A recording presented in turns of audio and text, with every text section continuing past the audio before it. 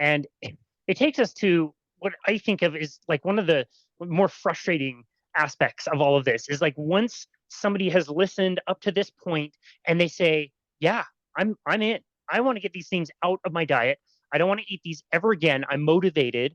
I never liked spinach anyway. I never ended up looking like Popeye. I thought it was going to. It's false advertising. I'm just Right. going to get these out and never eat them ever again. It's such a bummer. Can you tell us why that may or may not necessarily be the best idea? Yeah, it's definitely not the best idea. We touched on it a little bit earlier. Like they're toxic on the way in, they're toxic on the way out. And so what we want to do is have them leave the body, but in a way that's as controlled and measured as possible. And that's not something we have total conscious control over because, the subconscious is dealing with most of the things that are going on in the body. So what we need to do is think about um, kind of a measured amount of the toxin, if you will. So we want to come off it slowly so that we're not doing a bunch of things. We're not throwing the body under the bus and then the body's trying to move as much oxalate as it can at once. So the amount of oxalate that came in at the time when you took it in, let's say you started eating healthy in your 20s and you're in your 40s and you're having problems now. So you might have 15 or 20 years of oxalate in there. But at the time when you were first taking it in, it was little bits at a time, right? Well, now if you drop all the oxalate that's in your diet all at once, your body's going to like hit your bloodstream with a wave of oxalate and the intensity of the symptoms that it can drive because of all the things we talked about that it can do can be really significant.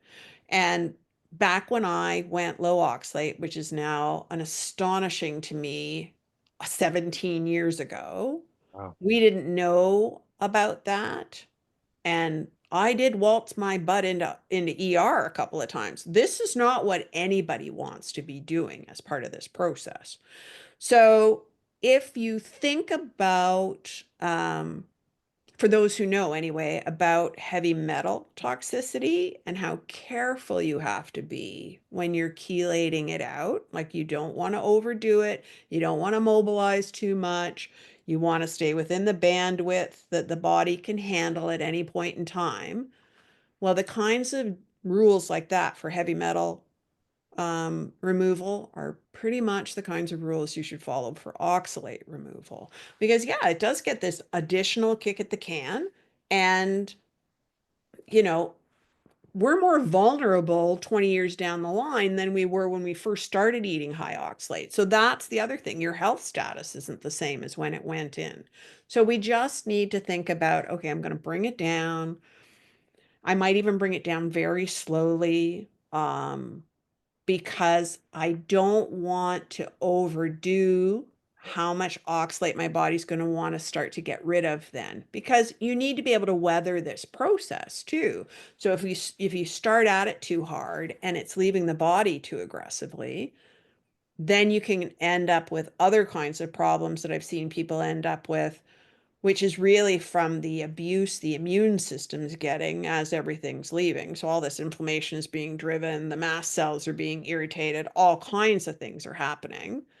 And for people who eat extraordinarily high diets, they can be having the same problem because just too much is coming in. So the immune system's being hammered, the mast cells are not happy. But for those people, you can end up with, yeah, mast cell activation disorder. I'm very suspicious that that oxalate really has a lot to do with it. Again, multiple factors in our world, but that this is one of the players. You can end up with, when the immune system's over reactive like that, then you can drive up the reactivity of the nervous system. So I know that one of my least favorite symptoms while I was going through oxalate moving out was things like anxiety and even histamine flares and like all kinds of things that I was not expecting and that we could avoid if we pull down more slowly. So, I do not agree with practitioners who say, oh, just dive down to this level. And then I think people need to look at their individual place in terms of how much oxalate have they been taking in. If you've been one of those overachievers and you've been taking in 3,000 or better, and I've had clients at that level, you better work with somebody to come down real slow and help you have the patience to deal with it. If your health is very fragile, even if your diet wasn't immensely high in oxalate, you have to take into account how much resilience you've got. Um, do you have other kinds of diagnoses already? If you do, again, you might need some help because oxalate's pro-inflammatory. If you've got a diagnosis of one kind or another, it could make that worse.